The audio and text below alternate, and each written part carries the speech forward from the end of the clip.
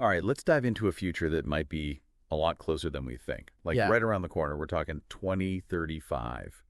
That's our target. And our guide is Dan Lajerskar in his book, Eon Reality Book 2, Beyond Boundaries. It's got this subtitle, From Human 1.3 to Human 2.0 in the Age of AI Synergy.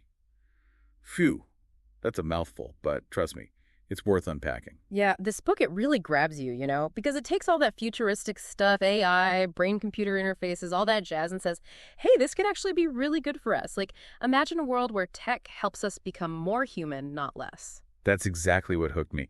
Like, forget those doom and gloom scenarios, right? Right. Leisure Scar is all about how tech can make us smarter, more creative, more connected, more human, like you said. Totally. And he starts with this idea of human 1.3, which is, well, us right now, stuck to our smartphones, drowning in information overload, but not really learning or growing as much as we could be. Yeah, he nails that feeling of being, like, tethered to our devices, but still kind of stuck. Right, like we're just scratching the surface of what's possible. And he says this smartphone era kind of created this illusion of knowledge scarcity. Like we thought learning was limited to classrooms and textbooks, and there's just too much info out there, too much to handle. But Lajerskar is saying, hold on, that's all about the change, right? Yeah. He's got this concept of Eon XR, this immersive learning platform that merges the physical and digital worlds. It's like instead of just reading about ancient Rome, you're suddenly there walking those streets. Exactly. And it's not just about seeing it, it's about experiencing it. Eon XR is built around this learn, train, perform cycle. So you learn something new, let's say how to fix a car engine, right? But you're not just reading a manual, you've got AR overlays guiding your hands every step of the way. You practice in these super realistic simulations and then bam, you're ready to apply those skills in the real world with AI support. It's like having a personal mechanic by your side 24/7, coaching you through every bolt and wire. But Lajerskar takes it even further, right? He's got this concept called Mentor XR. Oh yeah, Mentor XR, it's more than just an AI assistant. It's like picture a photorealistic avatar who knows you better than you know yourself. Like it learns your habits, your moods, how you learn best, and then gives you this completely personalized guidance. And this Mentor XR, it's not just about practical stuff, right? Like Lajerskar says it can even guide you through meditation, syncing your breath with these holographic planetary orbits. It's wild, right? And the thing is, Mentor XR is constantly learning and evolving right alongside you, anticipating your questions, sparking new curiosities. It's all about keeping that fire for learning burning bright. So we've got immersive learning with Eon XR, a personalized AI mentor with Mentor XR, but then Lajerskar drops this brain-computer interface bomb. Now, I know some folks get freaked out by the BCI thing, but Lajerskar paints this surprisingly positive picture. Oh, absolutely. Yeah. He's very specific about focusing on non-intrusive BCIs, like a lightweight headband or even ear attachments. No surgery, no implants, just a smooth connection between your mind and the digital world. So no Matrix-style plugs in the back of our heads. Okay, good to know. But what does this gentle connection actually do for us? Well, imagine instant access to this massive library of knowledge, making decisions in a snap, like at the speed of thought. Lajerskar even describes architects designing buildings in an infinite workspace, just moving things around with their minds. That's some next-level stuff. Yeah. But with all this incredible tech, it's got to make you wonder, what happens to society? Are we all just going to be zoned out in these virtual worlds, forgetting about real life? That's the big question, right? And Lajerskar tackles it head on. He paints this picture of 2035 where robots are doing all the boring jobs and everyone's got a universal basic income, so no one's stressing about basic needs. So it's not about becoming couch potatoes. It's about, using this newfound freedom to actually pursue our passions and connect with each other in a deeper way. Yeah, it's about rethinking our values. He calls it the abundance mindset, where knowledge and opportunity are plentiful. It's like instead of competing for scraps, we're all working together to create this amazing future. I dig that. So we've got this picture of the world in 2035, but Lajerskar gets even more specific, right? Yeah. He introduces these two characters, Akira and Mia, to kind of show us what this human 2.0 life could look like. Oh yeah, Akira and Mia, they're like two sides of the same coin. Akira's this brilliant engineer working on spaceships and Mars missions, super ambitious, pushing the boundaries of exploration. Reaching for the stars, literally. What about Mia? What's her path? Mia's more grounded, you could say. She's living in a sustainable eco-village, using XR and AI to build community and reconnect people with nature. So one's shooting for the cosmos, the other's nurturing our planet. It's like Two totally different paths, but both empowered by this same technology. Exactly. And that's what makes Lejerscar's vision so compelling. It's not a one-size-fits-all future. It's about tech adapting to our aspirations, not the other way around. Okay, but all this sounds pretty far out there. How do we even get from here to this human 2.0 world? Lejerskar doesn't just leave us hanging, does he? Nope, he lays out this roadmap year by year, showing us the tech advancements and societal shifts that get us there. And guess what? Our first stop is 2025, the year those super realistic AI mentors, those photorealistic avatars, start making their debut. Oh, so things are already getting interesting. What happens when those AI mentors hit the scene?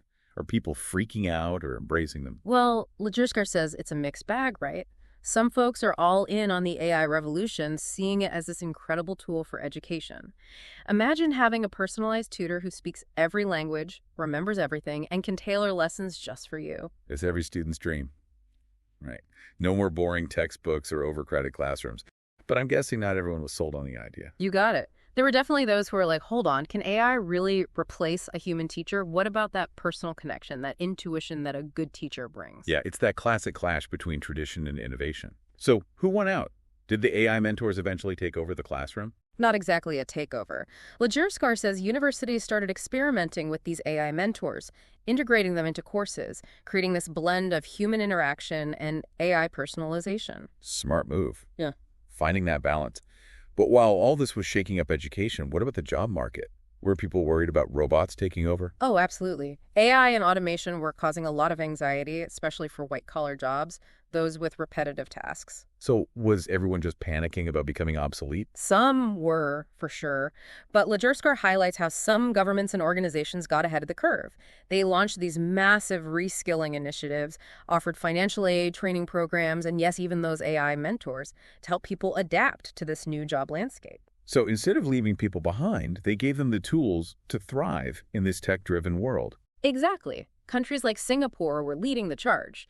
They offered these heavily subsidized AI-powered learning modules to everyone, no matter their background. It was about creating pathways for people to move from those fading jobs into fields like XR healthcare, drone operation, even digital art. It's awesome to see that some governments were, actively trying to solve the problem, not just wringing their hands about it. Right. But it wasn't all sunshine and roses. Lejerskar points out that a global divide started to emerge. Some countries embraced AI and reskilling, while others lagged behind, maybe due to lack of resources, politics, or just plain distrust of AI. So you had some folks rocketing ahead with these new skills, while others were getting left in the dust. That's a recipe for tension, for sure. It was. But even in those places struggling to catch up, there are these grassroots movements, activists pushing for equal access to these advanced learning technologies. They were advocating for open-source AI mentors, lobbying governments to invest in programs for underprivileged communities. So even with this technological divide, there was this fight for equity, for making sure everyone had a chance to benefit. Absolutely. And that fight becomes even more crucial as we move into 2026 and 2027. Oh, why? What happens then? Is this when we finally get those flying cars? Not quite. But we do see the rise of AR glasses, those early kind of clunky headsets that paved the way for those sleek AR contact lenses we'll be talking about later. Those things. I remember those. They look kind of goofy, but you could see the potential, right? Definitely. And in 2026 and 2027, they start to catch on. People are using them for everyday stuff. Directions, checking prices, even getting quick micro lessons on the go. The world's starting to get used to this whole augmented reality thing, but those early AR glasses were pretty limited, right? Oh, yeah. Battery life was a drag, the field of vision was small, and they weren't exactly fashion statements, but people saw past those drawbacks because they could see the potential, It was a beta phase, but the momentum was building. What about those reskilling efforts? Were those early adopters still reaping the benefits? They were. The countries that invested in reskilling were seeing a payoff. People were moving into those new careers. The fear of mass unemployment started to ease up, and there was this sense of optimism about the future. That's good to hear. But I'm guessing there were still some hiccups along the way. Of course. Lejerskar talks about this new tension that emerged around this time. He calls it the rise of the Magnificent Seven tech giants. The Magnificent Seven. Sounds ominous. They were the big players vying for control of the AR market, each with their own ecosystem, their own tech, their own vision for the future. So even in this seemingly utopian future, we can't escape those corporate power struggles. What did that mean for the development of AR? Well, it created some fragmentation, right? Each company was trying to lock users into their system, which made it harder for different AR devices and apps to work together smoothly. Classic case of corporate greed potentially holding things back. Did anyone try to do anything about it? Yeah, some international organizations and educational institutions stepped up. They started pushing for standardized XR curricula and safety guidelines. They wanted to make sure that no matter what AR system you were using, you were getting a quality education, your skills were recognized globally, and the technology was being used responsibly. It's like they were trying to create this unified AR landscape, a level playing field. Did those companies play along? That's the million-dollar question, and Legerser leaves us hanging a bit. By the end of 2029, he describes a world at a crossroads. Would those tech giants cooperate and build a truly integrated AR experience, or would their rivalry lead to even more fragmentation and control? It's a real cliffhanger. So we're left wondering, is this AR revolution going to bring us closer together or push us further apart? That's the big question, and that's where we'll pick things up in the next part of our deep dive. We'll explore 2030 and beyond and see how this tension between cooperation and control plays out as humanity takes those next steps toward Human 2.0. All right, listeners, you don't want to miss the next chapter of this journey. We'll be back soon to unpack those years leading up to 2035 and that dawn of Human 2.0. Welcome back to our exploration of Beyond Boundaries. Last time, we were on the edge of 2030, right? With those magnificent 7 tech giants battling it out for control of the AR landscape. So what happens next? Does the AR world implode, or do we finally start seeing some real progress? Well, 2030, it's a big year in Legerskar's roadmap. He says it's the leap from Human 1.4 to Human 1.5. Remember, 1.4 was us getting used to those early AR glasses and AI mentors. But 1.5, that's when things get really integrated, like tech becomes almost second nature. Integrated, huh? Does that mean we're all walking around with wires sticking out of our heads like some cyberpunk movie? Not quite. Actually, what's interesting is how the tech itself starts to kind of disappear into the background. Those clunky headsets, they get replaced by smaller, more comfy ones, and people are using them so naturally, it's not even a big deal anymore. It's like, putting on your glasses or checking your phone, just part of life. So AR is going mainstream. It's not just for techies and early adopters. What does that look like in everyday life, according to Legerskar? He talks about families using AR for everything, like cooking dinner, learning languages together. Imagine kids doing homework with 3D models popping up right on the kitchen table, or parents getting real-time tips from an AI chef while they're trying a new recipe. That's pretty cool. It's like tech is actually bringing families together instead of isolating them like some people worried about. Right, and it's not just homes. Businesses are using AR for training, design, collaboration. Legersker describes architects walking through virtual buildings before they're even built, surgeons using AR overlays during surgery. It's making work more efficient, more engaging, and definitely more global. Sounds like everyone's winning. But Legersker also talks about brain-computer interfaces becoming more available around this time. I gotta admit, the whole BCI thing still makes me a little nervous. Is this where things get a little too sci-fi, a little too Black Mirror for comfort? I get it, but Legersker is really clear that the BCIs he's talking about are still non-intrusive. Think like a light headset or even patches you wear. No surgery, no implants, just this gentle link that lets your brain talk to the digital world. Okay, no creepy brain implants. That's a relief. But what's so great about this brain-computer connection, besides, changing channels with my mind? Well, imagine never forgetting a name or an important fact ever again. BCIs can boost your memory and focus in ways we're just starting to understand. Legerskar talks about students learning effortlessly, professionals staying sharp during meetings, even seniors fighting memory loss. It's like giving your brain a supercharge. That's impressive. But what about creativity? Some people worry that relying on tech too much will make us less creative. Is that a valid concern? It's a good question. But Legerskar actually argues that BCIs can unlock new kinds of creativity. He talks about artists sketching ideas directly from their minds, composers writing music with their thoughts, even authors transmitting entire novels through neural impulses. Whoa, that's kind of blowing my mind right now. It's like we're not just enhancing our abilities, we're gaining new ones. But while all this is happening with AR and BCIs, what about those XR universities we talked about before? Are they still a thing in this human 1.5 world? Oh yeah, they're still around, but Lejerskar says there's a big difference between the ones that embrace these technologies and the ones that stuck with old school methods. So it's like survival of the fittest, but for universities. Kind of. The successful ones went all in on this hybrid AR-BCI model. They've got these immersive labs where students can manipulate virtual objects with their minds, guided by AI mentors who give them personalized feedback. Imagine learning anatomy by dissecting a virtual body with your thoughts, or exploring the ocean in a simulated underwater environment. Sounds incredible. What about those universities that didn't adapt? Did they just fade away? Pretty much. They're seeing fewer students and struggling to stay relevant. Students realize they can get a better education elsewhere, and employers are looking for graduates with XR and BCI skills. It's like that old saying, adapt or die. Yeah. Right? But in this case, it's more like adapt or become irrelevant. Exactly. And this whole idea of adaptation, it becomes even more important as we look at the bigger picture, how society is changing as we move towards this human 1.5 world. So it's not just about the tech itself, it's about how it's changing our values, our way of life. Right. Lejerskar talks about the rise of what he calls the abundance mindset. As knowledge becomes more readily available through these technologies, we start to shift away from that old scarcity thinking. Scarcity thinking, like hoarding information and competing for limited resources. Yeah, all that.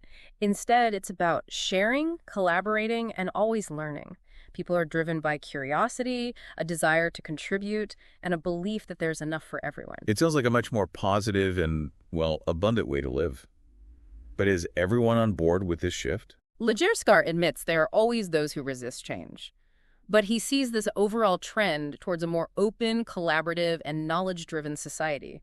And that shift in mindset is super important as we move into the next phase of his roadmap, 2031 and beyond. Okay, I'm definitely intrigued. What happens next in this journey towards Human 2.0? Well, this is where things get even more mind-blowing. AR becomes truly everywhere. Those emotional AI avatars we talked about start playing a bigger role, and there's this whole concept of microburst learning. Emotional avatars, microburst learning.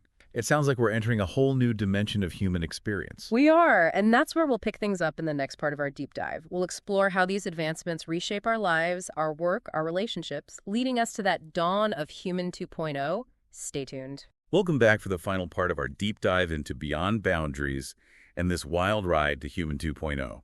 Last time, we were standing on the edge of a world where AR was becoming more and more a part of daily life, with the promise of even more to come as those early AR glasses hit the scene.